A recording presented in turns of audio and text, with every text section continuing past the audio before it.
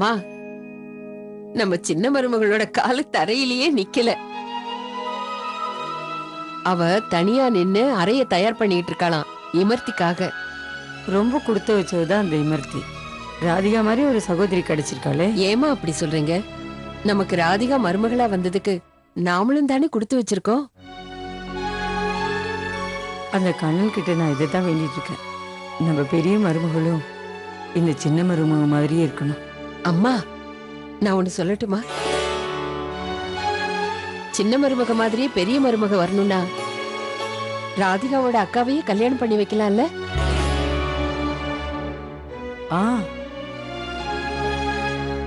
ஏன் நாம விவேக்குக்கு இமர்த்திய பொண்ணு கேட்க கூடாது? ரெண்டு சகோதரியும் ஒரே வீட்டுல இருக்கலாம்ல? ஆமாம்மா, ஆனா அந்த தாராசங்கர் சொன்னாரே, இமர்த்தி எந்த முறையுமே கடைபிடிக்க மாட்டா, ராதிகா தான் நல்ல பொண்ணுன்னு. அதுல அவன் மேல தப்பே இல்லையே. பாவம், அந்த பொண்ணுக்கு அம்மா பாசமே கிடைக்கல. அவகிட்ட எப்பவும் அவங்க அப்பாவால இருக்கவே முடியாதுல்ல. அதனால அவர் பொண்ணை சரியா வளர்த்திருக்க முடியாது. ஆனா ரத்தம் ஒண்ணுதானே. ஆமாம்மா, அவளுக்கு அங்க தெரியாம வந்த முறையெல்லாம் இங்க வந்து கத்துக்க போறா. நாம தான் சொல்லி கொடுக்கலாமே. சின்ன மருமக கொஞ்சம் கொஞ்சமா சொல்லி அவளுக்கு புரிய வைப்பா இல்ல? அதோட நம்ம விவேக் கூட. என்னாச்சு வைஷாலி? அம்மா, அன்னைக்கு புரோகிதர் சொன்னாரே, நிறைய ஜாதகம் கேட்டுக்கிட்டு வராங்க. ஆனா இது 2வது கல்யாணங்கும் போது, அதுவும் ஆக்சிடென்ட்க்கு அப்புறம் விவேக்குக்கும். நீ சொல்றதும் சரிதான். ஏன் நாம சின்ன மருமக கிட்ட பேசக்கூடாது? அவ என்ன சொல்றான்னு பாக்கலாம். அதுக்கப்புறம் கண்ணனோட இஷ்டம். அந்த கண்ணனோட விருப்பத்தால தானே நமக்கு சின்ன மருமக கிடைச்சா. அவ தானே தேவா வாழ்க்கையும் நம்ம வாழ்க்கையும் இவ்வளவு சந்தோஷமா மாத்தினா. அதே மாதிரி எனக்கு என்னவோ நம்ம விவேக் வாழ்க்கையும் அவ மூலமாவே இமர்த்தி வந்து சந்தோஷப்படுத்திடுவான்னு தோணுது. ஏன்னா ராதிகாவோட சகோதரினா ராதிகா மாதிரி தானே இருப்பா. இமார்த்தி, அம்மா இமார்த்தி. சரி, வந்துடுச்சு கழும். என்னமோ இனிமே ஜென்மத்துக்கும் என்ன பார்க்க மாட்டேன்னு பெருசா பீத்திக்கிட்டு போன இந்த ஹிமர்த்திய விட்டா உனக்கு வேற வழி? நான் உன்னை இப்ப என் கூட கூட்டிட்டு போக தான் வந்தேன் இமார்த்தி. இனிமே நமக்கு எந்த பிரச்சனையும் இல்ல. ரொம்ப சந்தோஷமான செய்தி கொண்டு வந்திருக்கேன். நாளைக்கு நாம டெல்லிக்கு போறோம். என்ன வளர்ற? நட்டு கழண்டுடுச்சா? நான் இங்கே வரல. அட பைத்தியக்காரி, நான் சொல்றத கொஞ்சம் கேளு. அட கீழே இறங்கி உட்கார. நான் இங்கேதான் உட்கார்ந்திருப்பேன். உன் சகோதரியை பார்க்க போறோம். உன்னோட ரெட்ட பிறவியவ. அவளோட பேரு ராதிகா. அந்த நாசமா போனவளை எங்க கண்டுபிடிச்ச? அவளால தானே இன்னைக்கு என் வாழ்க்கையே இப்படி நாசமா போயிருக்கு. அவளால தானே எனக்கு அப்பா இருந்த நான் ஒரு அனாத மாதிரி இங்க வாழ்ந்துட்டு இருந்தேன். இது வரைக்கும் என்கிட்ட அன்பா நடந்திருக்கியா? எவ்வளவு ஒரு ஜோசியக்கார அவள புண்ணியாத்மானோ என்ன துஷ்டாத்மானோ சொன்னதுக்காக என்னையே நீ ஒதுக்க வச்சவல்ல. ஆனா ஆண்டவன் ஒருத்தர் இருக்கான்ல, என்ன இல்ல நீ அனாத மாதிரி தெருவில் விட பார்த்த. ஆனா விட்டுட்டு வந்தது அவளை. ஆனாலும் இதுவரைக்கும் அவளை நினைச்சு நீ உருகிட்டு இருக்கல. அவளையே நினைச்சு அழுதுட்டு இருக்க. அவளை நினைச்சு என்ன வெறுத்து ஒதுக்கிட்டு இருக்க. என் வாழ்க்கை நரகமா போனதுக்கு காரணம் அவதானே. அவனை எவ்வளவு தைரியம் இருந்தா அவளை பார்க்க கூப்பிடுவேன். வர முடியாது. போய்ங்க இருந்து. ஒரு நிமிஷம் நான் சொல்றதை கேளுமா. நான் நிஜமா அந்த உண்மையை ஒத்துக்கிறேம்மா. நான் உன்னை சரியா பாத்துக்கல, சரியா கவனிக்கல தான். ஏன்னா என் மனசுல நிம்மதியே இல்லாம இருந்தது. ஒரு நல்ல தகப்பனா நான் இது வரைக்கும் நடந்துக்கல. உன்னை நல்லபடியா நான் கவனிச்சதே இல்லை. அந்த தப்புக்காக நீ என்ன மன்னிச்சிடுமா இமார்த்தி. இதோ பாருமா, இது வரைக்கும் நடந்ததெல்லாம் மறந்துடு. நீ நீ இதுக்கப்புறமாவது நல்ல வாழ்க்கை வாழணும்ல. நீ எதுக்காக நான் பண்ண தப்புக்காக உன் வாழ்க்கைய பாழாக்கிக்கணும்? இதுக்கப்புறமாவது நீ நல்லா இருக்கணும்ல, அதுதானே உனக்கு நல்லது. இதுக்கு முன்னாடி என்னோட நல்லது கெட்டதை பத்தி நீ கவலைப்பட்டதே இல்ல. இப்ப என்னமோ ரொம்ப யோகிய மாதிரி எனக்கு நல்லது கெட்டதை பத்தி பேசுற. மரியாதை எங்க இருந்து கிளம்பு. உன் மூஞ்ச பார்த்தாலே எரியுது. அட ஏமா எப்ப பார்த்தாலும் என்ன கிழவன் சொல்லிக்கிட்டே இருக்க? நீ இது வரைக்கும் என்ன அப்பான்னு கூப்பிட்டதே இல்லையம்மா. பேசுறத நிறுத்த போறியா இல்லையா? பாய்கிறது. சரி, நான் போறேன். இங்க இருந்து போயிடுறேன். ஆனா நான் போறதுக்கு முன்னாடி ஒன்னு சொல்ற, கேக்குறியா? இதோ பார், நீ இதுக்கு மேலே இங்க இருக்கிறது உனக்கு நல்லது இல்ல. ஏன்னா உனக்கே தெரியும், இங்க இருக்கிற ஜனங்க எல்லாருமே உன் மேல ரொம்ப கோவத்துல இருக்காங்க. இவங்களை விட்டுட்டு நீ வேற இடத்துக்கு போறதுதான் உனக்கு நல்லது. நீ இங்க இருந்து போக போற இடம் எப்படி தெரியும்ல? அது ரொம்ப பெரிய இடம். அங்க இருக்கவங்க எல்லாம் ரொம்ப உயர்ந்தவங்க. உன் சகோதரி கல்யாணம் பண்ணிக்கிட்டு போயிருக்கிற வீடு இருக்கே, அது பெரிய அரண்மனை மாதிரி இருக்கும். அங்க இருக்கவங்க எல்லாம் ரொம்ப ரொம்ப நல்லவங்க. அந்த வீட்டுல வேலை செய்யறவங்களே அவங்க ரொம்ப மதிக்கிறாங்க, பெரிய பணக்காரங்க. அங்க போனா நமக்கு எந்த பிரச்சனையும் இருக்காதுமா, எந்த பிரச்சனையும் இருக்காது.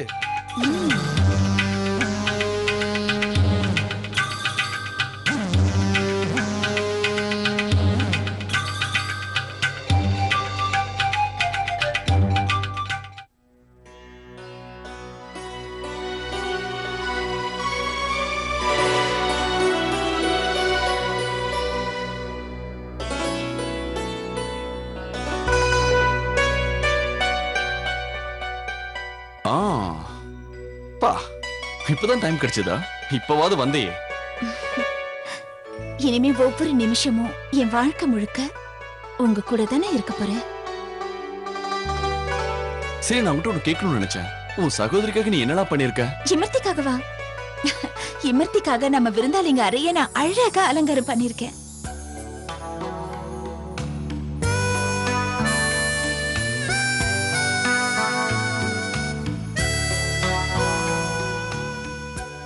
அவளை நான் எப்ப பாப்பனு ஒவ்வொரு நிமிஷமா.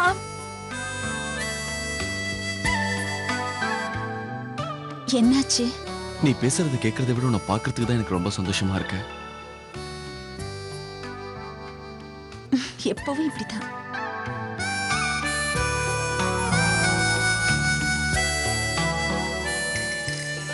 சின்ன மருமகளே, சின்ன மருமகளே. பாட்டிமா அம்மா வந்து பார்த்தா என்ன இப்போ உனக்கு? அவங்க பார்த்துட்டா என்ன ஆகும்? என்ன இதுக்கு பிடிச்சி இழுத்துட்டு இருக்க? நீ போய் பார்க்க வேண்டியதானே? பாட்டிமா, அம்மா, பாட்டிமா உங்களுக்கு தெரியுமா, நான் விருந்தாளிங்க அறைய அழகா அலங்காரம் பண்ணி வச்சிருக்கேன். எல்லாமே தயாரா இருக்கு. அதோட இந்த தெரியுமா, எல்லாமே தெரியும். நீ தயார் பண்ணதெல்லாம் நாங்க பார்த்துட்டு தான் வரோம். ஆமாம்மா, இத பாரு, ராத்திரி ரொம்ப நேரம் ஆயிடுச்சு. இருந்தாலும் உங்ககிட்ட ஒண்ணு கேட்கணும், அதை கேட்கலான்னு வந்தோம். அப்படி என்ன விஷயம்? இமர்த்தி மேல நீ வச்சிருக்கிற பாசத்தை பார்த்ததும் நாங்க 2 பேரும் ஏன் 2 சகோதரிகளையும் ஒரே வீட்டுல வைக்க கூடாதுன்னு நினைச்சோம். பாட்டிமா, நீங்க சொல்றது எனக்கு புரியல. நான் புரியுற மாதிரி சொல்றேன். நம்ம மகா பண்டிதர் குடும்பத்துக்கு நீ வந்து ரொம்ப நல்லது நடந்திருக்கு. அதே மாதிரி ஹிமத்தியும் இங்க வந்துட்டா ரொம்ப நல்லது நடக்கும் இல்லையா?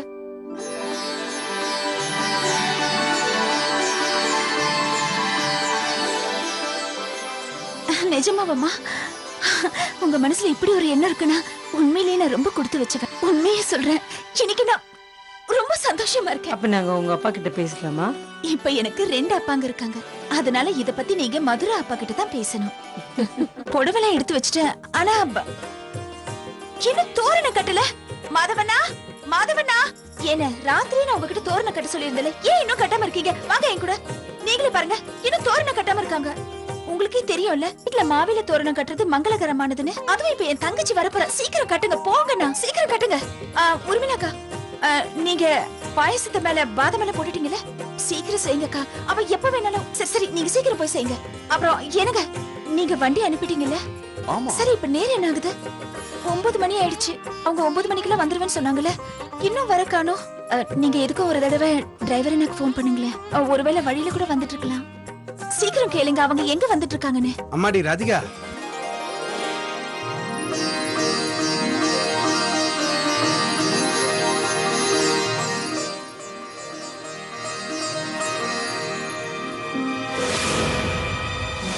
துத்தரி, கிழவா, உன் மூட்டை யார் தூக்கிட்டு வருது? நான் என்ன உன் வேலைக்காரியா?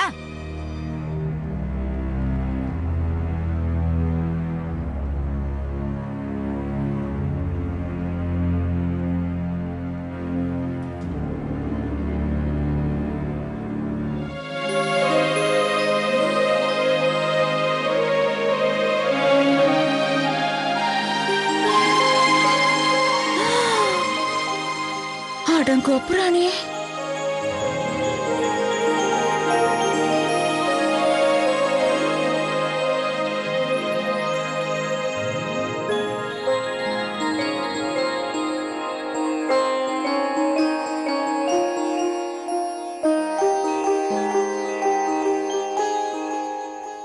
இமர்த்தி தத்தரி கிழவா, சரியாதான் சொன்ன. இவ உரிச்சு வச்ச மாதிரி அப்படியே என்ன மாதிரி இருக்கா? இமர்த்தி, உனக்கு சொன்ன புரியாது. இன்னைக்கு உன்னை பார்த்து நான் எவ்வளவு சந்தோஷமா இருக்குது.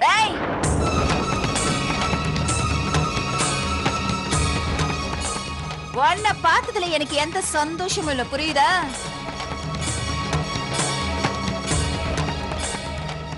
இமர்த்தி, நீ என்ன சொல்ற? அது ஒண்ணு இல்ல, அது ஒண்ணு இல்லம்மா. அவ அவ்வளவு தூரம் வந்ததுல களைச்சு போயிருக்கா. நீ அவளை உள்ள ரூமுக்கு கூட்டு போமா. வா ஹிமர்த்தி, நான் உனக்கு உன்னோட அறையை காட்டுறேன். வா, நானே உனக்காக அழகா அலங்காரம் பண்ணிருக்கேன். வா. தொடாத. வெற்றி கையா, எனக்கு வர தெரியும். போ. சொல்றீ, எங்க போனா?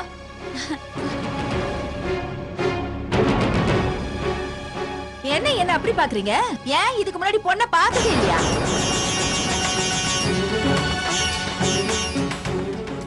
நில்றி, அரை எங்க இருக்குன்னு காட்டு.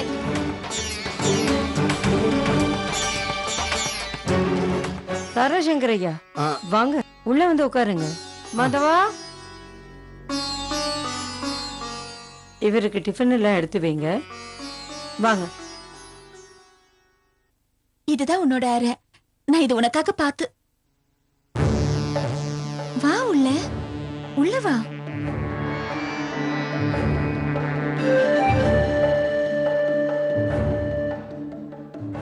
எவ்வளோ பெரிய அறை. இந்த அறை எனக்கா? உனக்கு தான். நல்லா இருக்கா? நிஜமாவா சொல்ற? நிஜமா தான் சொல்றேன். இந்த அறை மட்டும் இல்ல, இதோ இங்க நீ பாக்குற இல்ல, இது எல்லாமே உனக்கு தான். நான் உன்னோட சகோதரி இல்ல? உனக்கு தெரியுமா, நான் உனக்காக ஆசை ஆசையா இந்த அறையை தயார் பண்ண. உனக்கு எது பிடிக்கும் எது பிடிக்காது எதுவுமே எனக்கு தெரியாது. ஆனா எனக்கு எதெல்லாம் பிடிக்குமோ அது எல்லாத்தையுமே வச்சு இந்த அறையை அலங்காரம் பண்ணிருக்கேன். ஏன்னா முதல்ல அப்ப உன்னை பத்தி சொன்னதுல இருந்தே உன்னை எப்ப பாப்பேன்னு ஒவ்வொரு நிமிஷத்தையும் நான் எண்ணிக்கிட்டு இருந்தேன். என்னால ராத்திரி முழுக்க தூங்கவே முடியல. நீ 9 மணிக்கு தானே வரேன்னு சொன்னேன். ஆனா நான் 7 மணில இருந்து. எவ்வளவு பேசுற? லொட லொட லொடன்னு. சரி, இதே மாதிரி தான் அந்த கிழம் பேசி பேசி என் காதுல ரத்த வழியா. இப்ப நீ வாயை மூடிட்டு. இமர்த்தி, நீ அப்பாவ எதுக்கு கிழன்னு சொல்ற? அப்படியெல்லாம் சொல்லக்கூடாது. அட, நீ அந்த கிழ மாதிரி புத்திமதி சொல்ற? இங்க பாரு ஹிமர்த்தி, நான் உனக்கு புத்திமதி எல்லாம் சொல்லல. நாம பேசுறத வச்சுதான் நம்ம குடும்பத்தை மதிப்பாங்க. நம்ம குலமரியாதையில இப்படித்தானே சொல்லுவாங்க, எல்லா மனுஷனும் நல்ல மனுஷன்தான். இந்த மாதிரி எல்லாம் நீ பேசக்கூடாது. பாரு, வந்த உடனே உன்னை அறுக்க ஆரம்பிச்சிட்ட. நீயும் சரியாதான் சொன்ன. வா உள்ள வா.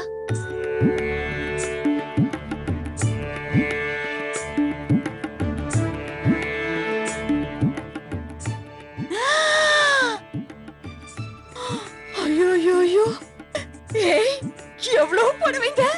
ஏய் ஹிமர்த்தி, அடிச்சது நீ உனக்கு ஜாக்பாட். அடங்க அக்கா மக்கா. அட போடவே. அட, இதெல்லாம் எனக்கா?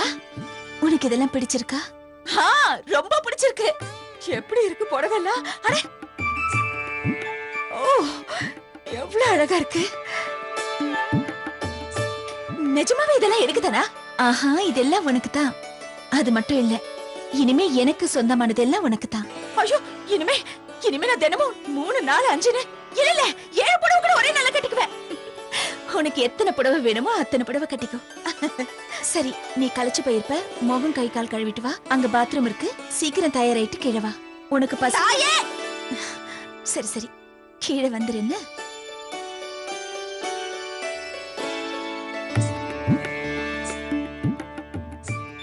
அட அட,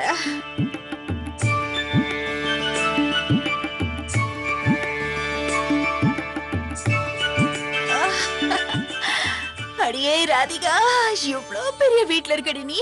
அந்த கிழமை சரியாதான் சொன்னா, நீ பெரிய பணக்கார வீட்ல இருக்கன்னு. உன்கிட்ட இவ்ளோ இருக்கா?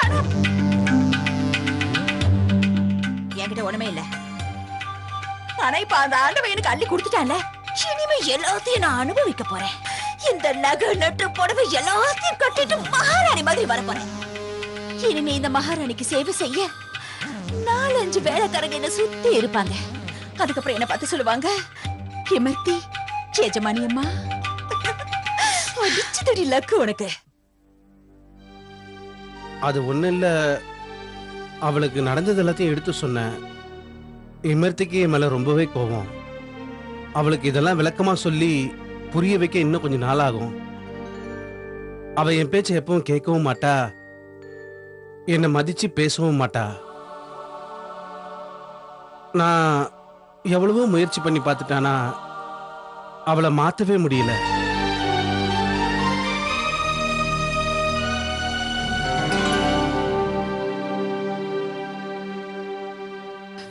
இமர்த்தி,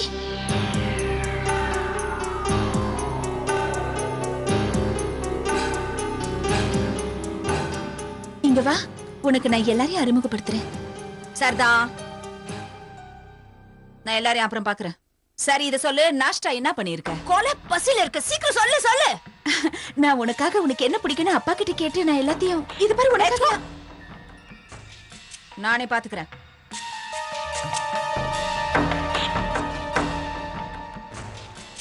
இது கோதுமை அல்வா, உனக்கு அப்பளம் பிடிக்கும்னு சுட்டு. அட அட அட, எவ்வளோ சோறு சமைச்சு வச்சிருக்க.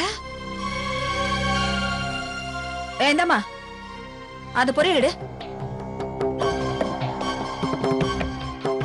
அட, நீ எடுக்கிறதுக்குள்ள விடிஞ்சிடும். அது கொன்னுடுவேன். உனக்கு தேவையான எடுத்துக்கோ.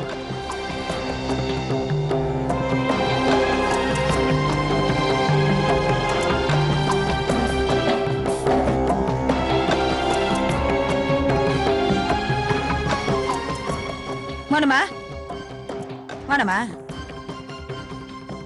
குறு குறுன்னு பாக்குற.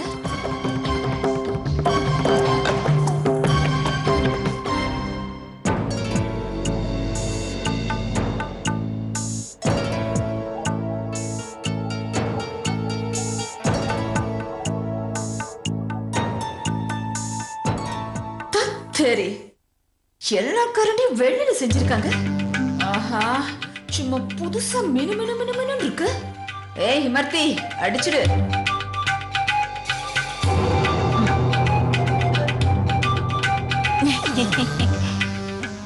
ஐயோ, அங்க உட்கார.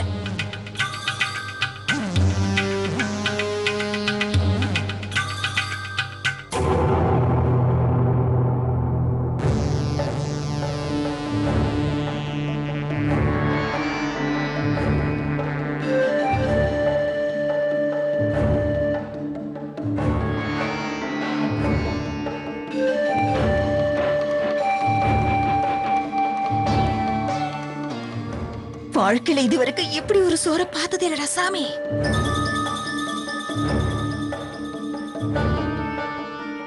ஏய் ஏய் தம்பி, வாங்க, தண்ணி குடு.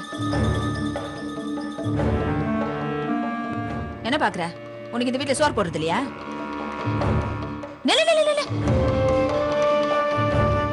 கிமர்த்தியோட பிரசாதம் சாப்பிட்டு சந்தோஷமா இரு. இன்னைக்கு காலையில நாஷ்டா வேலை முடிஞ்சது, வயிறு ஃபுல் ஆயிடுச்சு. அம்மா, எல்லாமே நல்லபடியா நடந்து முடிஞ்சது. ஆமாம்மா, நாங்க புறப்படுறோம். நாங்களும் இப்பவே மதுரா கிளம்புறோம். ஏய் கிழவா, எதுக்கு போய் எங்க கூட்டு வந்த? சுத்தி காட்டுறதுக்கா? மறுபடியும் எங்க கூட்டு போறேங்கிற? நான் இங்க இருந்து எங்கேயும் வர்றதா இல்ல.